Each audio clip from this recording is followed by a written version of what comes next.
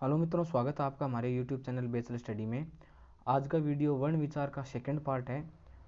जो हम पिछले वीडियो में हम वर्णों के भेद के बारे में पढ़ चुके हैं, स्वर, व्यंजन और अयोगवा। और आज हम स्वर के बारे में पढ़ेंगे, उनके भेद के बारे में पढ़ेंगे। तो चलिए वीडियो स्टार्ट करते हैं। मित्रों, हम पुराने वाले वीडियो में पढ़ चुके हैं कि पिछले वाले में कि वर्ण के भेद 3 होते हैं, एक स्वर, एक व्यंजन, एक अयोगवा। तो आज हम स्वर के बारे में थोड़ा विस्तृत से पढ़ेंगे। देखिए मित्रों, स्वर क्या होते हैं? स्वर वे वर्ण होते हैं जिनके उच्चारण के लिए हमें किसी भी वर्ण की आवश्यकता नहीं होती, यानी हम उसका उच्चारण स्वतंत्रता पूर्वक कर सकते हैं, किसी अन्य वर्ण की आवश्यकता नहीं होती। जबकि व्यंजन का उच्चारण करने के लिए हमें स्वरों की आवश्यकता होती है, यानी अन्य वर्ण की आवश्यकता होती है, लेकिन स्वर के लिए नहीं होती। तो वही स्वर होते हैं, यानी वे वर्ण जिनके उच्चारण में किसी अन्य वर्ण के सहयोग की आवश्यकता नहीं होती, यानी स्वतंत्र रूप से उच्चारित ध्वनियाँ स्वर कहलाती है। ये बात हुई स्वर की। अब मित्रों, अपने हिंदी वर्णमाला में जो स्वरों की संख्या होती है वो 11 होती है, ठीक है। जिसमें जो ये हमारे 11 स्वर दे रखे हैं वो ये रहे: ए, आ, इ, उ, ऊ, री, ए, आई, ओ, औ। यानी ये 11 स्वर अपने हिंदी वर्णमाला में होते हैं। संस्कृत में अंदर 13 वर्णमाला होते हैं, ये ध्यान रखना, आप कहीं कंफ्यूज मत हो जाना, कहीं 13 पढ़े, ये संस्कृत के अंदर होते हैं।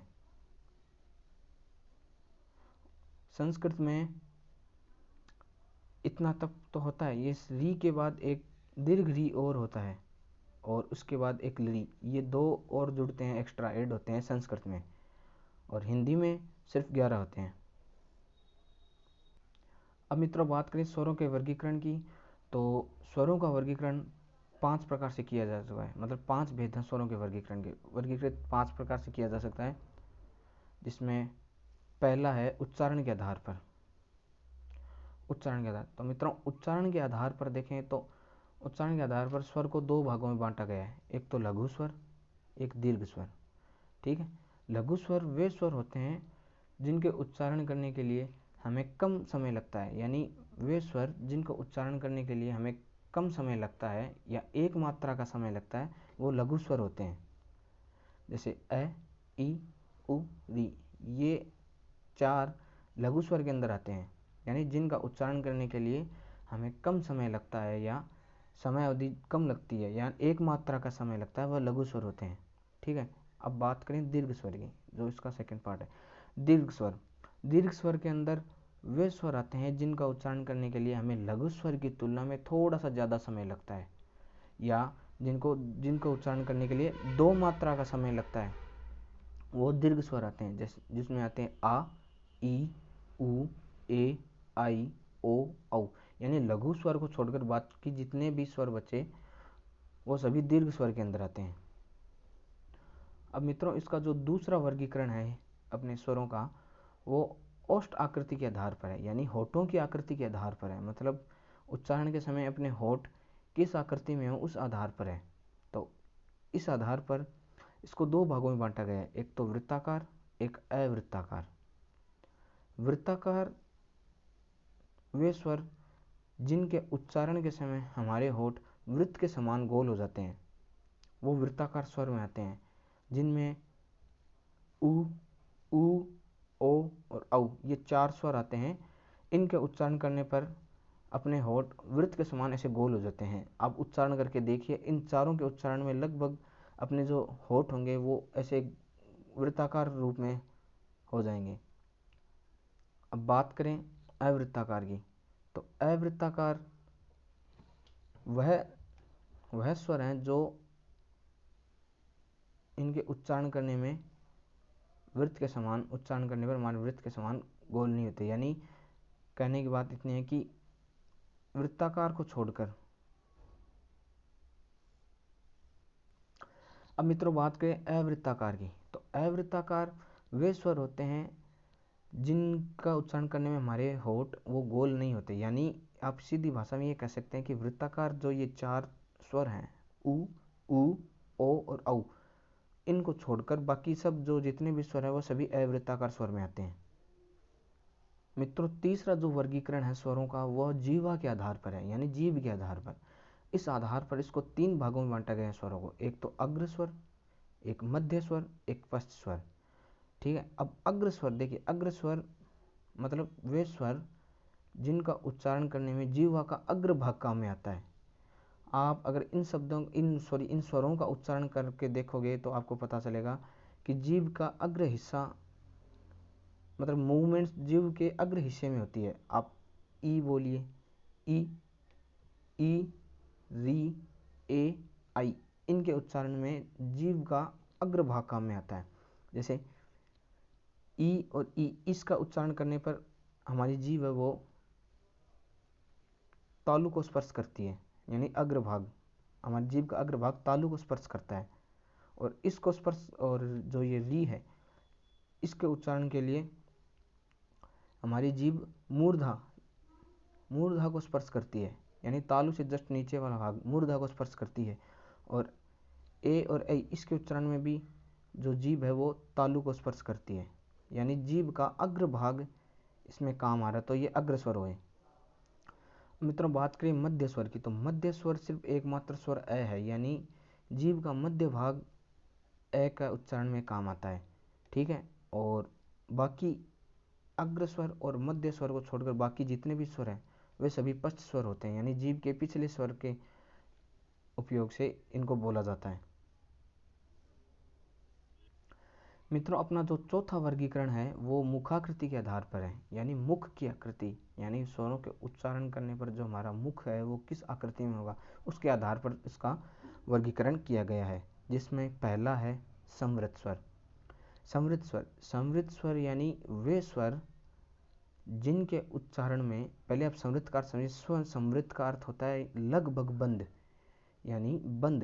यानी वे स्वर जिनके उच्चारण में हमारा मुख लगभग बंद सा रहता है, मतलब इतना खुलता नहीं, लगभग बंद सा रहता है, वह समृत स्वर होते हैं।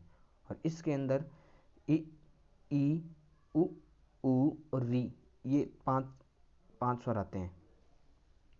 ठीक है। अब बात करें अर्ध समृत की।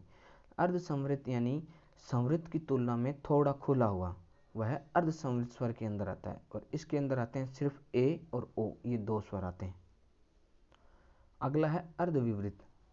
अर्धविवृत यानी अर्ध समृत के बाद थोड़ा और जो मुंह खुला हुआ होता है अपना मुख, वो अर्धविवृत के अंदर आता है। ठीक है। उसके अंदर जो स्वर आते हैं वो है ए, आई और औ, ये 3 स्वर आते हैं अर्धविवृत के अंदर। और अंतिम जो अपना भेद वो है विवृत। विवृत स्वर यानी पूर्णतः खुला हुआ, यानी इसके अंदर आता है आ, यानी इसके स्वर का उच्चारण करने के लिए अपना मुख पूरा खुला रहता है, यानी आ का उच्चारण करने के लिए हमारा मुख पूरा खुलता है, तो ये विवृत स्वर के अंदर आता है। अब मित्रों बात करें स्वर के आखिरी भेद यानी नासिका के आधार पर। नासिका के आधार पर स्वर 2 प्रकार के होते हैं, निर्नुनासिक, एक अनुनासिक या सानुनासिक। निर्नुनासिक, इसके अंदर निर्नुनासिक का अर्थ हो गया कि निर प्लस अनुनासिक यानी अनुस्वार के बिना बाकी जो स्वर बचते हैं बिना अनुस्वार के, वो सभी निर्नुनासिक होते हैं। और इसके अंदर सभी स्वर आते हैं जो बिना अनुस्वार के बोले जाते हैं, जिसमें ए, आ हम सीधी लिखते हैं, ई बड़ी ई, उ ऐसे, ये सभी निर्नुनासिक के अंदर आते हैं। अब बात करें हम अनुनासिक की, तो अनुनासिक यानी वे स्वर जिनके उच्चारण में नासिका का प्रयोग होता है, यानी नाक का प्रयोग होता है, अनुस्वार का प्रयोग होता है। अनुस्वार नाक से ही बोला जाता है, तो इसका नासिका का प्रयोग होता है। सानुनासिक में इसके अंदर भी सभी स्वर आते हैं, लेकिन इसमें स्वरों के ऊपर चंद्र बिंदु होता है, इसमें ए, आ, ई ऐसे सभी स्वर, मतलब इसमें सभी स्वर नाक की सहायता से बोले जाते हैं। और इसमें निर्नुनासिक में सभी स्वर नाक की सहायता से नहीं बोले जाते। तो मित्रों ये थे स्वरों के 5 भेद, और एक बार इनका रिवीजन भी कर लेते हैं।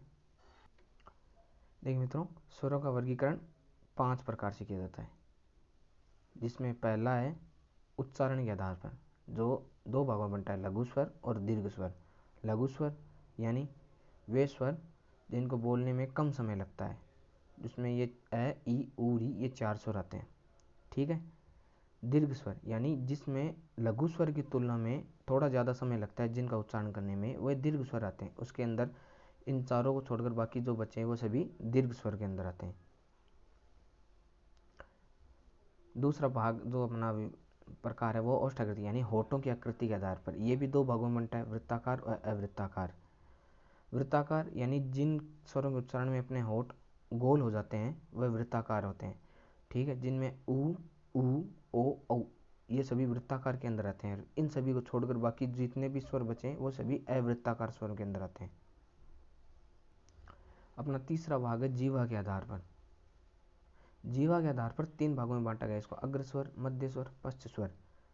ठीक है। अग्रस्वर यानी जिसमें जीवा का अग्र भाग काम में आता है, जिनके उच्चारण में वह अग्रस्वर, जो जिनमें ई, री, ए, आई ये सभी अग्रस्वर है। इनका इसमें री तो मूर्धा से और बाकी ये सभी बच्चे ये तालु से बोले जाते हैं। तो यानी जीभ का अगला भाग काम में आता है। सेकंड है इसका मध्य स्वर यानी जिसमें जीभ का मध्य भाग बोलने में काम आता है वो है ए। इसका उच्चारण मध्य भाग, जीभ का मध्य भाग बोलने उच्चारण करने में काम आता है। अगला भाग है पश्च स्वर। पश्च स्वर यानी पीछे भाग।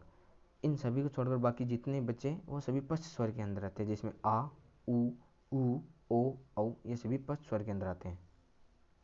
अपना अगला भाग है वो है मुख आकृति के आधार पर यानी मुख के आकृति के आधार पर, जिसमें पहला है समवृत्त स्वर।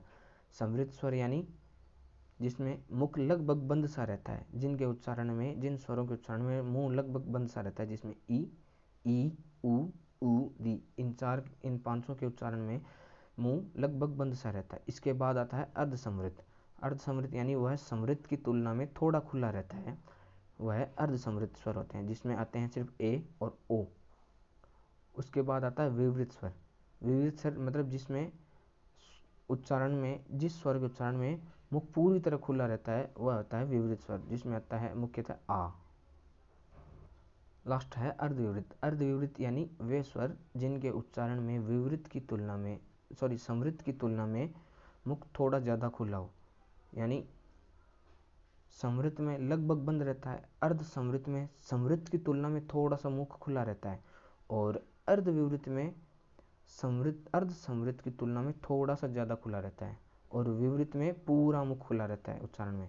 और अर्धविवृत में आते हैं ये 3 स्वर ए, आई और औ। अंतिम जो स्वरों का भेद है वो है नासिका के आधार पर, यानी जिन स्वरों का उच्चारण नासिका के साथ होता है वो तो सानुनासिक, जिनका जिसमें नासिका का प्रयोग नहीं होते वो होते हैं निर्नुनासिक। यानी वे स्वर जिनके उच्चारण में नासिका का प्रयोग नहीं होते हैं, जिसमें हम सभी स्वरों कहते हैं, हम सभी स्वर अपने हैं वो सभी निर्नुनासिक है, क्योंकि इसमें हम उनके उच्चारण में हमें नाक का प्रयोग नहीं करना पड़ता या अनुस्वार का प्रयोग नहीं करना पड़ता। और जो अंतिम है वो है सानुनासिक, यानी इसका सेकंड पार्ट, जिसमें हम नाक का प्रयोग करते हैं स्वरों के उच्चारण में, जिसमें हम कह सकते हैं ऐसे अंग, आ, इनमें हम मतलब ऐसे नाक का प्रयोग करते हैं, वो सानुनासिक होता है। तो मित्रों आज के वीडियो में इतना ही। अगले वीडियो में पढ़ेंगे व्यंजन के भेद। अगर वीडियो अच्छा लगा हो तो लाइक कर देना, सब्सक्राइब कर देना चैनल को, और शेयर ज़रूर करना, बेल आइकन ज़रूर प्रेस करना। आज के वीडियो में इतना ही। धन्यवाद। जय हिंद।